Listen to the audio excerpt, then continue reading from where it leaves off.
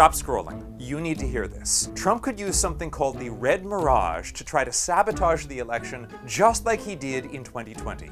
So everyone needs to know about the Red Mirage and the Blue Shift. 3 key facts. Number 1, Republican votes tend to get counted first. I'll explain why, but what this means is that early on election night, Republicans appear to be doing better than they really are. Only 4% of the vote is in. Trump is ahead by 39,000 votes. This is the Red Mirage.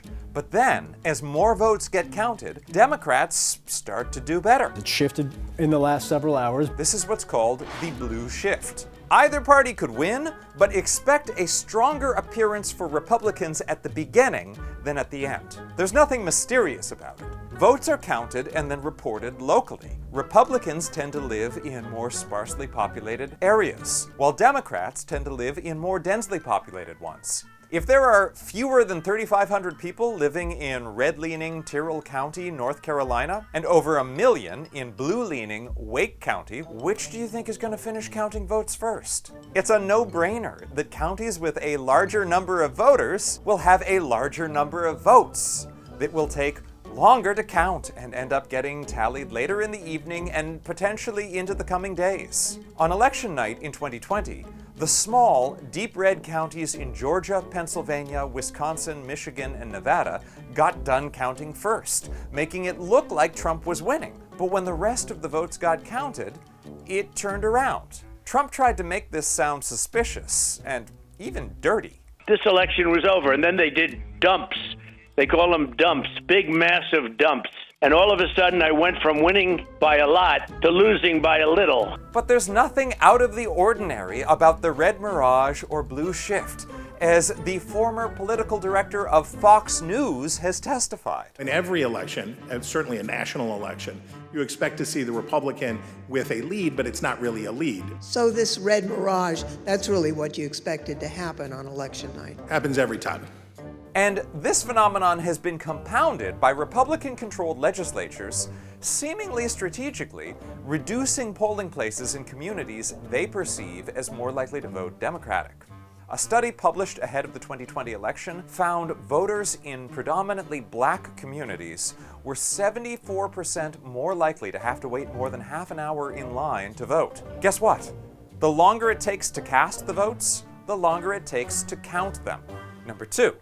Democrats are more likely to vote by mail.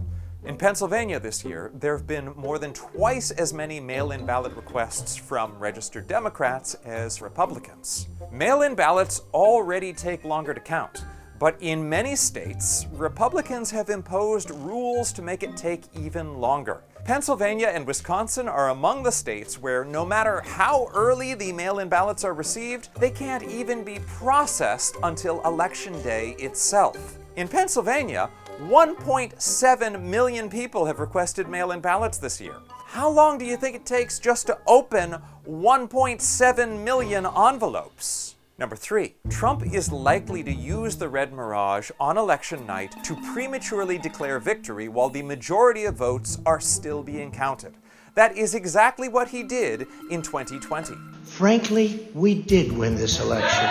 And evidence brought to light by the January 6th committee suggests this was a premeditated plot. We also interviewed Brad Parscale, President Trump's former campaign manager.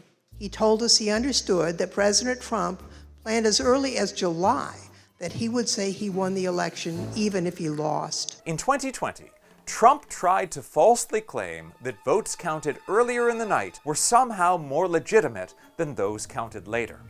He claimed that because he understood that the votes counted first would disproportionately come from his supporters. The Red Mirage is called a mirage because if you don't understand it, it's easy to be confused by it. That's why it's important that people know about it before any of the votes are counted, so no one is surprised by it. So please, share this video. Now chances are early voting has already started in your state, so why don't you put down your phone and go vote? I'm serious, what are you waiting for?